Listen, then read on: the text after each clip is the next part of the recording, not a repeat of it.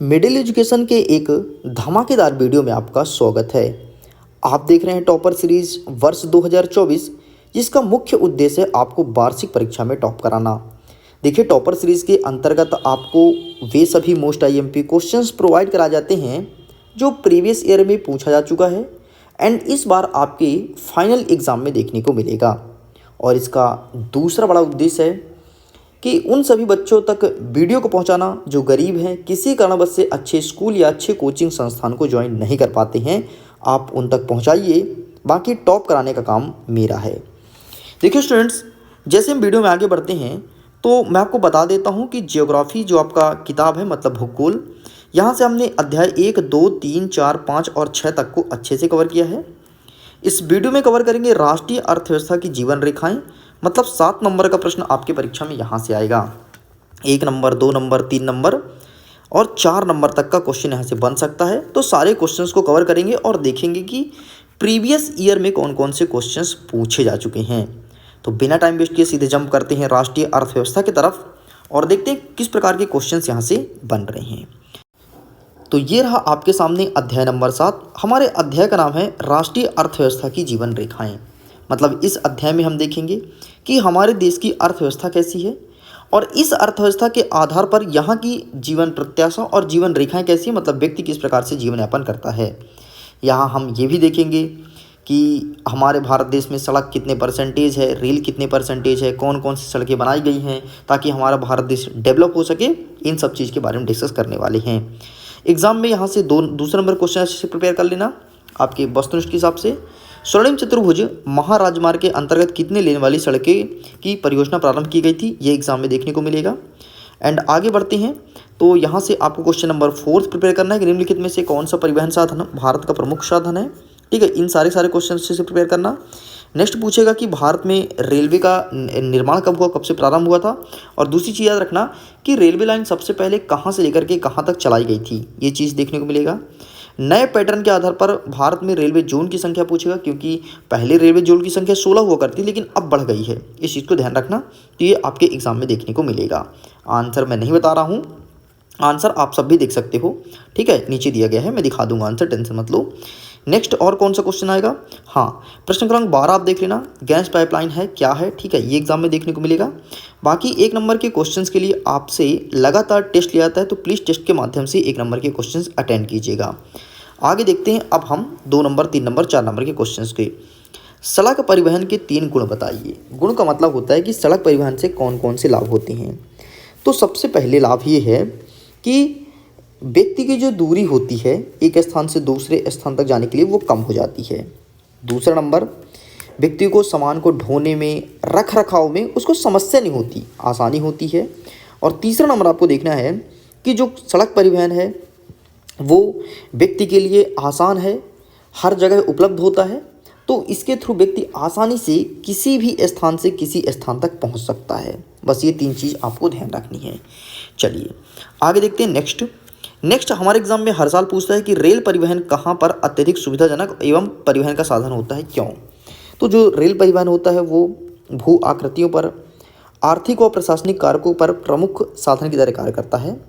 यदि मैं आसान भाषा में समझाऊं तो ज़्यादातर रेल परिवहन आपके मैदानी क्षेत्र पर ही काम आता है। पहाड़ी क्षेत्रों पर आपका सड़क परिवहन ही काम आता है, रेल परिवहन वहाँ नहीं चल पाती है। इस चीज़ को ध्यान रखिएगा। बाकी आपको यही आंसर लिखना जो मैंने भी आपको समझाया है। चलिए आगे बढ़ते। नेक्स्ट कहता है कि पवन हंस क्या है, ये एग्जाम में देखने को मिलेगा।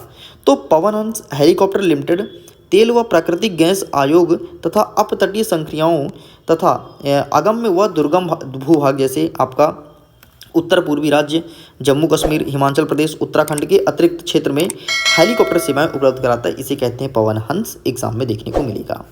इसके अलावा स्वर्णिम चतुर्भुज योजना के तहत किन किन बड़े बड़े शहरों को जोड़ता है, जो 4 बड़े महानगर हैं, ये चीज़ तुमको पता होना चाहिए। तो इसका ध्यान रखना। ऊपर जो है आपका दिल्ली, तो दिल्ली से लेकर के आता है चेन्नई, चेन्नई से नीचे ले जाता है, सॉरी दिल्ली से लेकर के मुंबई, मुंबई से चेन्नई, चेन्नई से कलकत्ता, कलकत्ता से दिल्ली।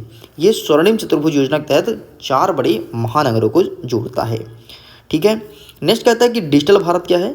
तो डिजिटल भारत का मतलब होता है कि इसका मुख्य उद्देश्य है कि आईटी, मतलब जो इंफॉर्मेशन टेक्नोलॉजी है, सूचना प्रौद्योगिकी, और सूचना प्रौद्योगिकी के साथ भारत का जो नया विकास हो रहा है, डेवलप हो रहा है, तो डिजिटलीकरण करना, ये कहलाएगा डिजिटल इंडिया या डिजिटल भारत। और मोदी जी इसके समर्थन है, इसको चला रहे हैं, इसको आगे बढ़ा रहे हैं, इसलिए एग्जाम पॉइंट ऑफ व्यू से इंपॉर्टेंट है।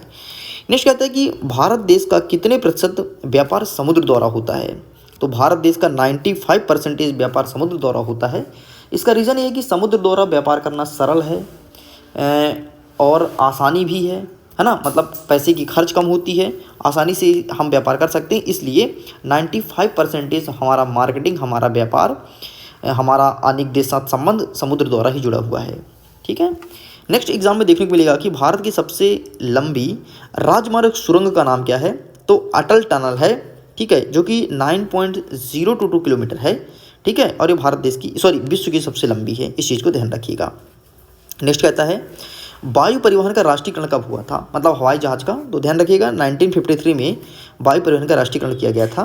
ठीक, और जो हमारा राष्ट्रीय वायु परिवहन है वो दो प्रकार की सेवाएं उपलब्ध कराता है, एक तो हमारे इंडिया के अंदर और दूसरा इंडिया के बाहर।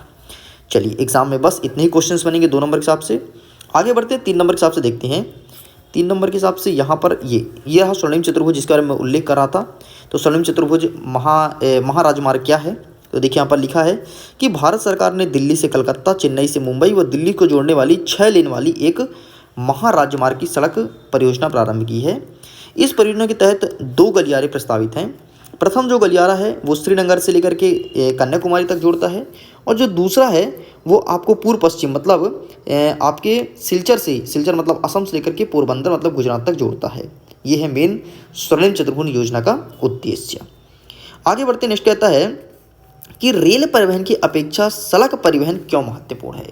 यार सिंपल सा आसान भाषा में समझो, जो सड़क परिवहन होता है ना, वो एक स्थान से दूसरे स्थान तक आसानी से कहीं भी बनाया जा सकता है, कहीं भी, चाहे पहाड़ हो चाहे पर्वत हो, कहीं भी आप सड़क परिवहन बना सकते हैं। अरे इवन पानी के ऊपर तक सड़क परिवहन बन जाता है, लेकिन रेल परिवहन जो होता है पानी के ऊपर तो तुम बना लोगे आसानी से, पुल खड़ा करके समतल पे बना लोगे, लेकिन पहाड़ी क्षेत्र पर आप रेल परिवहन नहीं बना सकते हो। तुम देखोगे रेल, जब भी रेल की पटरियाँ बिछाते हैं तो अगर कहीं पर गड्ढे हैं तो उस गड्ढे को भरते हैं, और कहीं पर ऊंचाई है तो उस ऊंचाई वाले मिट्टी को काटते हैं, हटाते हैं, बराबर समतल करते हैं, फिर जा करके आपका रेल परिवहन को बिछाते हैं। तो इस चीज़ को ध्यान रखिएगा। इन्हीं सब कारणों से आपका सड़क परिवहन ज़्यादा उत्तम होता है रेल परिवहन की अपेक्षा। ठीक है जी, चलिए मैं उम्मीद करता हूँ समझ तो आया होगा। आगे बढ़ते, नेक्स्ट पाइपलाइन वाला क्वेश्चन नहीं आएगा, पहले पूछता था, पहले पसंदीदा प्रश्न होता था एमपी बोर्ड का, लेकिन अब बंद कर दिया है। नेक्स्ट कहता है कि पतन और बंदरगाह में क्या अंतर है। ठीक है, ये रहा बंदरगाह, ये रहा पतन। तो जलयान व जहाज़ों के तट पर आने जाने, ठहरने व विश्राम करने के स्थान को बंदरगाह कहते हैं, और समुद्र तट का वह अंतः स्थान जहाँ पर जहाज़ में माल लादने एवं उतारने का कार्य होता है उसे पतन कहते हैं। मतलब बंदरगाह में सिंपल जहाज का आना जाना होता है, ठहरना होता है, विश्राम होता है, लेकिन पतन में आप सामान उतारते हैं। जैसे सपोज करो कि अमेरिका से आया आपका बढ़िया एक जहाज, आपका कूलर भर गया है, कूलर फ्रिज आ रहा है, ठीक है, फ्रिज आ रहा है, चलो अब फ्रिज आया तो बंदरगाह में क्या होगा कि जहाज जो है आएगा, जाएगा, ठहरेगा, है ना। जैसे भाई जहाज अब जैसे 24 घंटे लगातार चल रही है तो उसे रेस्ट भी तो चाहिए ना, ड्राइवर को चाहिए, तो बढ़िया कहीं साइड में खड़े करके और रेस्ट करेगा, ठीक, उसे कहेंगे बंदरगाह। लेकिन जो पतन होता है ना, वहाँ पर आपका पूरा फ्रिज लोड और अनलोड होगा, मतलब सामान उतरेगा, इसे कहते हैं पतन। ठीक, बहुत बेसिक अंतर है, पता होना चाहिए। अरे सिंपल से यार वैसे ही है, जैसे आप अपने घर से निकले, ठीक है, ट्रेन में बैठे, तुम अपने गांव से निकले, ट्रेन में बैठे और ट्रेन से जा रहे हो, तो ट्रेन जहाँ पर खड़ी हो रही है वो तुम्हारी स्टॉपेज स्टेशन नहीं कहलाएगी ना, जहाँ तक तुमको जाना है वो तुम्हारा कहलाएगा। अरे सपोज करो मैं भोपाल से आ रहा हूँ जबलपुर की तरफ, तो इसके बीच में तो कई सारे स्टेशन पड़ेंगे, लेकिन वो स्टेशन हमारा घर नहीं कहलाएगा या हमारा मुख्य स्टेशन नहीं कहलाएगा। जब हम जहाँ पर उतरेंगे वो हमारा मुख्य स्टेशन कहलाएगा। तो समझिए कि जो छोटे छोटे स्टेशन पड़ रहे हैं बीच में, उसे कहेंगे बंदरगाह, और जो हमारा मुख्य स्टेशन है जहाँ हमको उतरना है, जहाँ से हम चढ़ें, उसे कहेंगे पतन। अब तो समझ आ गया होगा। चलिए आगे बढ़ते हैं। भारत में पर्यटन उद्योग के लाभ बताइए, इसे एक बार देख लीजिएगा, एग्जाम की दृष्टि से महत्वपूर्ण है। ये चैप्टर ही पूरा इंपॉर्टेंट है, इस चीज़ को ध्यान रखिएगा, मजाक मत लेना। चलिए next question exam point of view से, हाँ, रेल परिवहन की विभिन्न समस्याओं का वर्णन करो। आखिरकार रेल परिवहन जो समस्या कारण क्यों बन जा रहा है। तो सबसे पहले आप देखे होंगे कि लोग बिना टिकट यात्रा करते हैं, है ना, बैठ गए रेल डिब्बे में, टीटी आए तो भागते फिरते हैं इधर उधर, नहीं तो वॉशरूम में छिप जाएंगे और ट्रेन के डिब्बे में बैठ जाते हैं। ये एक बड़ा समस्या है। लड़के तो ठीक है, लड़के तो करते हैं, आजकल लड़कियां भी करने लगी। मेरे परिचित की एक लड़की थी, मेरे को बता रही थी, बोल रही थी हम यहाँ से यहाँ जा रहे थे तो हमने टिकट नहीं लिया। मतलब उसको बड़ा प्राउड हो रहा था कि हमने टिकट नहीं लिया। मैं बोला गजब इंसान हो यार, आज तक हमने कभी यात्रा नहीं की टिकट न लेकर के। हाँ, उनको बड़ा प्राउड होता है कि सर मैंने टिकट नहीं लिया। मतलब वो सर तो नहीं थी, वो अपनी पहचान की है ना। मतलब उनको देखो ना, प्राउड देखो, उनका प्राउडनेस देख रहे हो। गजब इंसान हो यार तुम तो, टिकट नहीं ली उसमें तुमको बड़ा प्राउड हो रहा है। हम बोले अच्छा टीटी आता तो क्या करते हो? टीटी आता है तो हम उतर जाते हैं, इधर उधर चले जाते हैं, घूमने लगते हैं। और हम लड़के टीटी ज़्यादा नहीं बोलता ना। गजब ये फैक्ट है यार, मतलब समझ रहे हो। तो ये एक बहुत बड़ी समस्या है भाई, इस तरह में सरकार घाटे में जा रही है ना। तुम 80 रुपये 70 रुपये 40 रुपये बचाने के चक्कर में सरकार को भी घाटे में डाल रहे हो। नेक्स्ट, रेल दुर्घटना। रेल दुर्घटना कैसे आती है? हमारी ट्रेन जा रही है, ट्रेन जा रही है, ट्रेन जा रही है, कोई भी आता तो घुस जाता है, और घुस जाता तो मर जाता है।